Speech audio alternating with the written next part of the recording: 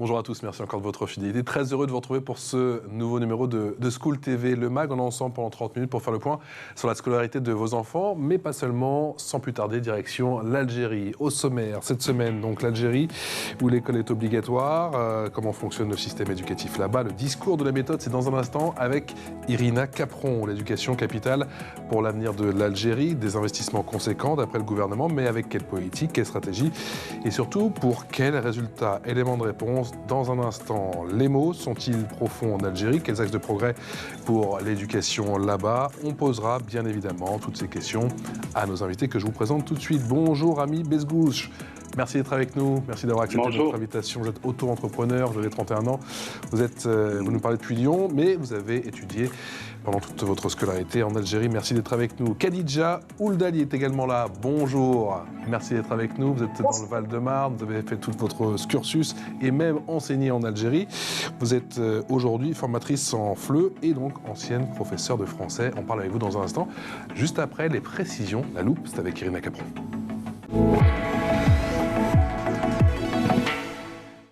Salut Irina, comment ça va? Bonjour Patrice, ça va très bien. Je vais leur dire ça rime. Dites-nous un petit peu plus, s'il vous plaît, sur le système éducatif en Algérie. Eh bien, il faut savoir que depuis l'indépendance de l'Algérie en 1962, le système éducatif a subi plusieurs réformes dans le but de pallier aux problèmes de chômage et d'analphabétisme. Donc, l'enseignement en Algérie est obligatoire de 6 à 16 ans et le système éducatif algérien s'inspire du système napoléonien par sa forme et son histoire liée à la colonisation française. C'est quoi cet enseignement fondamental? Alors en fait, l'éducation préparatoire, donc la maternelle, n'est pas obligatoire en Algérie, donc les enfants entrent à l'école à l'âge de 6 ans pour suivre l'enseignement fondamental qui va durer 9 années. Donc l'enseignement fondamental, c'est 5 années d'enseignement primaire et 4 ans d'enseignement secondaire qui correspond en réalité au collège. Et à la fin du secondaire, les élèves passent leur premier examen appelé le brevet d'enseignement moyen qui est identique au brevet des collèges chez nous en France. Et il y a ensuite le lycée qui dure 3 ans et qui est également marqué par l'obtention du baccalauréat. Quelles sont les particularités du système éducatif en Algérie? Alors le rythme scolaire peut ressembler à celui de la France puisque les élèves en cours de septembre à juin ont des vacances à chaque saison. Ils vont à l'école de 8h à 8h30 vers 16h, 16h30. Mais il y a une grande différence, c'est qu'ils ne vont pas à l'école du lundi au vendredi, comme chez nous en France, mais du dimanche au jeudi. Et oui, le vendredi et le samedi, c'est le week-end en Algérie. Donc c'est une petite différence. Autre particularité, les élèves doivent porter un tablier bleu pour les garçons et rose pour les filles. La tenue correcte est exigée dans les collèges et dans les lycées. Les filles ne doivent pas se maquiller ou porter des bijoux ou autres accessoires. Les pantacourts, jupes, robes et décolletés sont interdits. Et pour les garçons, les shorts sont également interdits et ils doivent venir avec des cheveux propres, sans trace d'un quelconque gel. On a souvent parlé du classement PISA, effectivement, quand on fait ces émissions de l'école du monde. À quelle place se trouve l'Algérie? Alors, je le rappelle, PISA est un programme international qui mesure les performances des systèmes éducatifs. L'Algérie se classe à la 69e place sur un total de 70 pays. On retrouve juste devant l'Algérie le Kosovo et à la dernière place la République dominicaine. Mais l'Algérie continue de se battre contre l'analphabétisme. Le taux d'analphabétisme a été réduit à 7,94% en 2021. Et c'est une réussite pour le ministre de l'Éducation nationale algérien. Allez, l'expression orale avec nos invités. L'expression orale avec Rami Bezgouch, qui est auto-entrepreneur, 31 ans, ancien élève justement en Algérie, et Khadija Ouldali, qui est formatrice FLE et ancienne professeure de français. C'est quoi être formatrice FLE? Tout d'abord, Khadija, s'il vous plaît. Formatrice FLE, c'est donner des cours de français langue étrangère aux migrants, aux étrangers on enseigne le français aux étrangers du monde entier. Khadija, l'éducation, c'est une priorité, la priorité des priorités, en tout cas quand on écoute le gouvernement algérien. Il y a la volonté visiblement politique, des investissements, et pourtant quand on regarde les résultats, Irina Capron en plateau parlait des résultats du classement PISA. C'est un petit peu différent, on retrouve l'Algérie en bas de classement. Vous voyez le verre à moitié plein ou le verre à moitié vide, vous? À moitié plein, moi je dirais. C'est-à-dire que, justement, l'Algérie, ces dernières années, a fait beaucoup de progrès dans son éducation. Racontez-nous. Tout à fait. Il lutte contre l'alphabétisation. Mais moi, perso, je donnais même cours d'arabe aux femmes, aux vieilles femmes, des femmes âgées qui ne savaient ni lire ni écrire. Le but final et le résultat final, ça a donné fruit, quoi. Vous avez enseigné là-bas, vous avez étudié aussi là-bas, dans le public, dans le privé. Comment ça s'est passé? Oui, j'ai étudié dans le public et j'ai enseigné dans le public aussi, pareil. Et il y a beaucoup de progrès par rapport aux années précédentes. Quelle est la philosophie, si on peut parler de philosophie concernant justement l'enseignement, les apprentissages des cours dans le système public, Khadija? On va dire c'est basique par rapport au privé. En privé, il y a beaucoup plus de méthodes, beaucoup plus de matériel. D'accord. Par exemple, l'utilisation des multimédias, des appareils, des ordinateurs, des tablettes, chose qui n'existe pas à l'école publique, mais qui existe aux écoles privées, par exemple. Est-ce qu'il y a un glissement des apprentissages, d'après vous? Est-ce que aujourd'hui, eh bien, on met l'élève au centre des apprentissages, qu'on n'est plus peut-être en mode récitation, par cœur? Est-ce que là aussi, vous sentez qu'il y a eu un shift, qu'il y a eu un changement depuis quelques années en Algérie? Oui, oui, tout à fait. Il y a beaucoup de changements, il y a beaucoup de progrès, que ce soit aux écoles, au collège, au lycée, même à l'université. Rami Besgouche, vous êtes auto-entrepreneur, je le disais, vous êtes du côté de Lyon aujourd'hui, mais vous avez étudié en Algérie. Vous étiez dans le public, dans le privé? Racontez-nous. En fait, durant mes études primaires et secondaires et lycée, j'étais dans le public. Après, j'ai fait une école de prépa dans le privé, en fait. Et alors, comment se sont passées ces premières années, justement? On va commencer par le public. Quelles étaient les différentes... je trouve plus mes mots. Les différentes matières que vous avez appris, et justement, quelle forme recouvrait l'apprentissage? En fait, je vous explique. Moi, j'ai subi au début l'ancienne réforme. Avant, chez nous, c'était 6 ans dans le primaire, 3 ans dans le CEM et 3 ans dans le lycée. Et après, d'un coup, l'État, il a changé. Alors, ça nous a mis encore 4 ans au lieu de 3 ans dans le CEM. Et genre, j'ai fait une année en plus, si vous voyez. Parce que nous, les 90, on a subi ça. Et l'apprentissage, nous, on n'a pas fait vraiment d'apprentissage. Parce que nous, on fait plus des... Comment vous expliquer? On fait plus 6 mois dans la théorie. Et après, on fait des stages pratiques. D'accord. Pendant 6 mois. On ne peut pas appeler ça l'apprentissage, on peut dire que c'est un stage ou c'est plus un stage pratique chez nous, on appelle ça. Et alors aujourd'hui, vous avez le sentiment qu'à l'école publique, dès tout jeune, on apprend aux élèves avant tout à s'organiser, à intégrer, à réfléchir? Bien sûr, déjà à la 4e année au primaire, on nous apprend déjà le français. Et je crois que c'est à la 7e année, on nous apprend l'anglais. Déjà, durant les 9 premières années, on est déjà trilingue. C'est déjà un grand pas en avant pour un pays tel que l'Algérie, d'être trilingue à 14-15 ans. Khadija, quel est le poids des évaluations justement en Algérie? On en parle beaucoup en France, où les élèves ont de plus en plus de pression, et cela assez jeune. C'est le cas aussi justement là-bas en Algérie? Vous parlez du côté la charge des programmes ou... Non, je parle des examens, de tous les... De tous les examens qu'il y a, effectivement. Est-ce qu'il y en a de plus en plus souvent? Est-ce que c'est une forme de pression pour les élèves, et est-ce que la note est importante là-bas? Pour les examens, moi, je trouve que c'est tout à fait normal. Contrairement à la France, en France, par exemple, si on prend l'exemple de l'école primaire ou maternelle ou élémentaire, vous avez, ici en France, il y a 5 périodes, alors qu'en Algérie, il n'y a que 3 vacances. Et puis, il y a ce qu'on appelle des trimestres. L'élève fait des évals, 2 évaluations ou 3, et après il va y avoir l'examen ou les compositions, ce qu'on appelle les compositions, ce qu'on appelle ici en France les évaluations. Et après il y a les examens tels que la 6e, le brevet et le bac.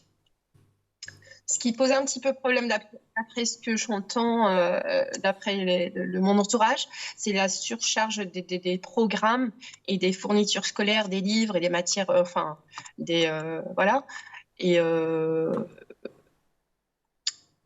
c'est-à-dire en termes d'argent, c'est ça, les depuis... fournitures scolaires, c'est ça?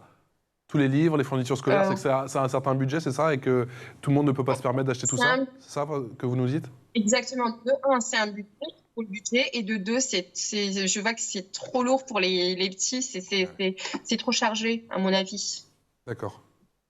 C'est aussi votre Plus de maths. C'est aussi votre sentiment, Rami, sur ces fournitures scolaires, sur tous ces livres qu'il faut acheter. C'est un frein pour certains parents en Algérie aujourd'hui, de la classe moyenne? Après, il faut bien savoir que l'État l'aide en particulier, parce que nous, en Algérie, nous sommes un système socialiste. C'est-à-dire pour les familles les plus démunies, ils peuvent obtenir une petite prime ou une petite aide pour les affaires. Après, le dossier est un petit peu long, mais en général, les familles les plus modestes, ils obtiennent une petite aide pour les fournitures scolaires. Après, comme elle a dit ma compatriote, c'est vrai que des fois, même moi à l'époque, on avait plusieurs matières et on ne pouvait pas faire 2 fois l'aller-retour au lycée. Du coup, on mettait tout dans le cartable et ça faisait un petit peu lourd, c'est vrai. Et d'après vous, Rami, ces aides de la part de l'État, elles diminuent un petit peu les disparités selon les régions? Ça permet un peu de lisser les inégalités, de lisser le niveau? En fait, eux, pour lutter contre les inégalités, comme l'a dit votre collègue, ils mettaient des tabliers, etc. C'est pas parce que c'est pour en fait différencier du riche du pauvre. C'est pour ça qu'ils imposaient les tabliers. Parce que des fois, vous trouvez dans le public un fils de riche comme un fils de pauvre, ils étaient à la même table. Comme ça, on ne peut pas faire la différence entre le riche et le pauvre. Ils mettaient tous le même tablier, le même uniforme. C'est pour ça que j'aurais... Khadija, il y a tous ces débats en Algérie à propos justement de l'uniforme dont parlait Irina et dont parlait, Rami. Le port, c'est comme notre collègue, l'invité d'émission, c'est pour être à la portée de tout le monde. Comme ça, il n'y aura pas de différenciation. Il a raison. Et puis... c'est un nouveau système. Moi, je dirais que c'est juste pour les filles en rose et les garçons en bleu. Mais à mon avis, ça n'a pas changé grand-chose. Juste pour l'image. Quelle est la différence, vous qui connaissez bien effectivement les deux systèmes, entre le public en Algérie et le privé? Et est-ce que le privé est en train de prendre de l'importance, Khadija? Oui, dans mon entourage, oui. Je vois qu'il y a beaucoup de cousins et cousines qui inscrivent leurs enfants. Ils disent que c'est une garantie pour avoir un avenir meilleur par rapport à l'école publique. Et c'est quoi la différence concrètement? Différence dans les programmes, différence des rythmes scolaires, différence d'approche? Enseignants, la méthode, la nouvelle technologie, chose qu'on ne trouve pas dans des écoles publiques. Comme je vous ai dit tout à l'heure, par exemple, l'utilisation des appareils multimédia tels que les tablettes ou ordinateurs. Parfois, on ne trouve pas ça. Surtout, moi, je généralise. Je ne parle pas qu'au centre d'Algérie, par exemple, à Alger ou à les grandes villes. Mais il faut prendre en considération aussi les zones rurales. Il y a la pauvreté aussi. Ils n'ont pas les moyens. Dans des écoles, parce que là où j'ai travaillé en connaissance de cause, j'ai travaillé dans des zones rurales, là où les gens ne pouvaient pas se permettre, n'avaient pas les moyens. Et aujourd'hui, ça commence à changer, ou la donne est toujours la même concernant ces zones plus reculées, les zones rurales, et même si, encore une fois, Rami l'a rappelé, l'État essaie d'aider effectivement toutes ces populations? Moi, je dirais que l'État a beaucoup de progrès, mais petit à petit, par rapport qu'avant. Ça s'améliore. Et justement, qu'est-ce que vous pensez du rythme scolaire? Alors, on l'a dit, il est à peu près semblable au nôtre, mais on a fait de nombreuses émissions. On a vu que dans de nombreux pays, beaucoup d'enfants vont en cours le matin et l'après-midi est consacré, par exemple, à l'extrascolaire, au sport. Vous pensez que c'est... Est-ce que, justement, en Algérie, il y a de la place consacrée à l'extrascolaire, aux activités?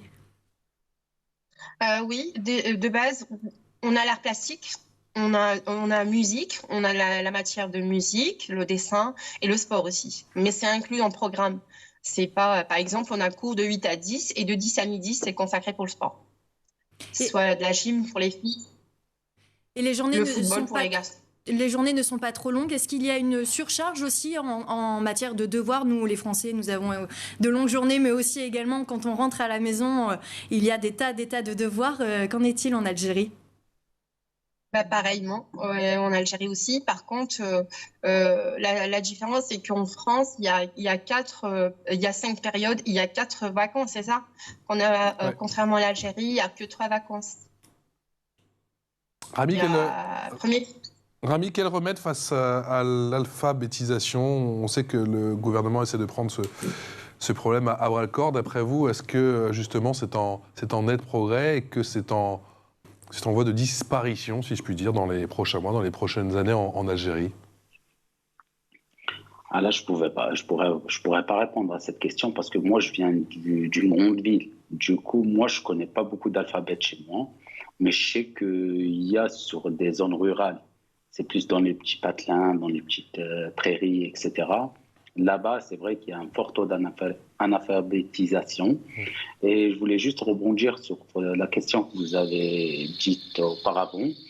En fait, la différence entre le public et le privé, il s'est plus francisé au niveau des cours. Et dans le public, il s'est plus arabisé. C'est ça la différence. C'est ça l'une des grandes différences entre le public et le privé, selon moi. Sur l'analphabétisme, je vais y arriver. Sur l'analphabétisme, Khadija, est-ce que justement le gouvernement, d'après vous, a pris le problème à bras-le-corps? Vous nous avez parlé tout à l'heure de ces zones rurales où, effectivement, le quotidien pour ces populations était bien plus difficile. Comment on peut faire aujourd'hui? Oh oui, très difficile. À mon époque, quand j'étais enseignante à l'école primaire, ils avaient du mal à s'intégrer, surtout par rapport aux langues étrangères. Je parle du français, par exemple. L'arabe, c'est la langue mère. Ok, c'est la langue maternelle. Et puis, pour le français, c'était très, très difficile. Qui dit zone rurale, qui dit analphabétisation, dit que les parents ne peuvent pas, la majorité des parents n'ont jamais été à l'école. Donc, ils avaient du mal à aider leurs enfants.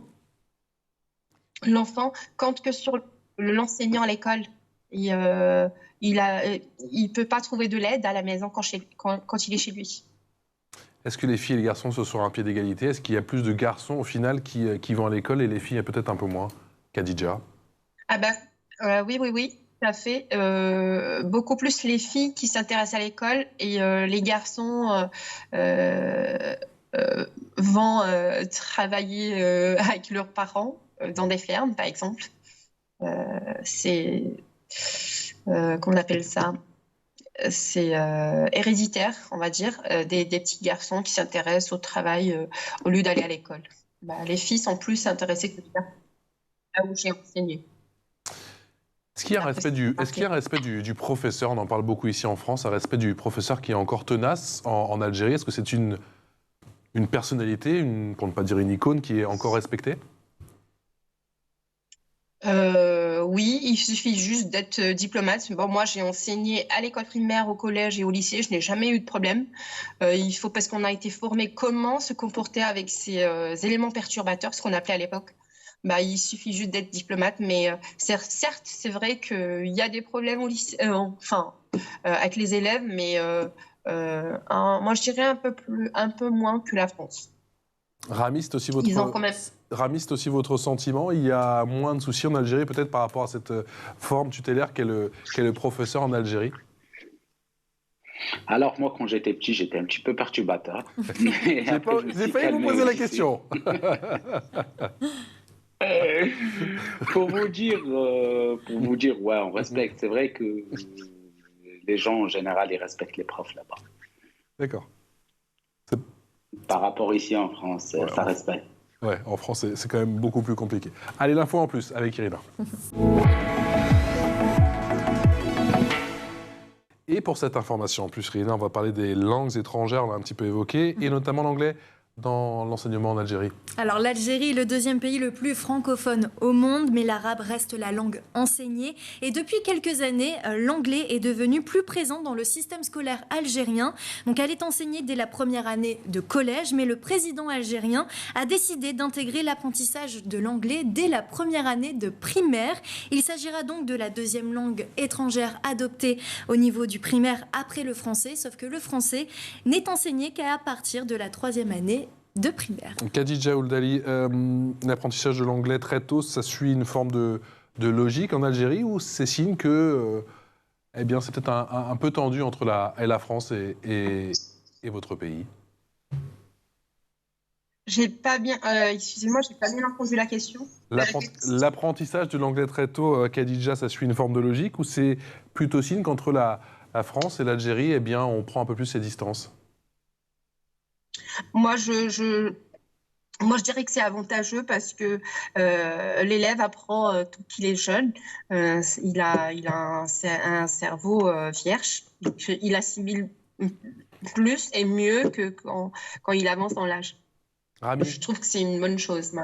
Rami, quel est votre sentiment? Moi, je crois pas qu'ils veulent prendre des distances avec 3 ou 4 millions d'Algériens installés en France. C'est pratiquement impossible de prendre des distances aussi facilement. En fait, c'est juste que le nouveau président, il veut essayer une nouvelle méthode. Moi, à l'époque, c'était à la 7e année. C'est là où je commençais à apprendre l'anglais.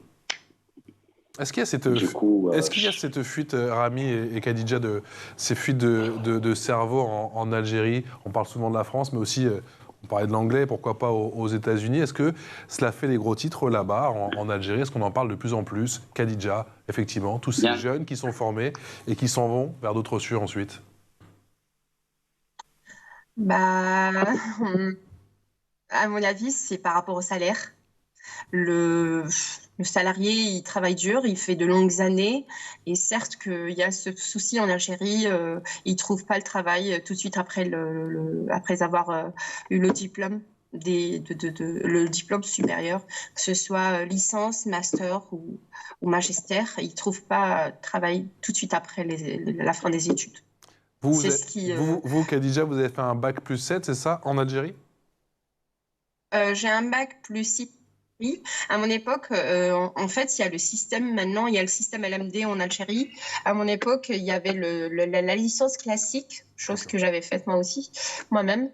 J'ai eu une licence de 4 années pour être professeur de français. Et après, j'ai fait un master 2, FLE-FOS, français langue étrangère, français sur objectif spécifique. Une année ici en France à l'école supérieure des professeurs à l'ESPE à Sénart, au campus Sénart. Je me suis inscrite à Créteil, Paris 12. Rami, quel est votre sentiment justement sur cette fuite des cerveaux? Est-ce qu'on en parle beaucoup en Algérie? Oui, surtout au niveau des médecins.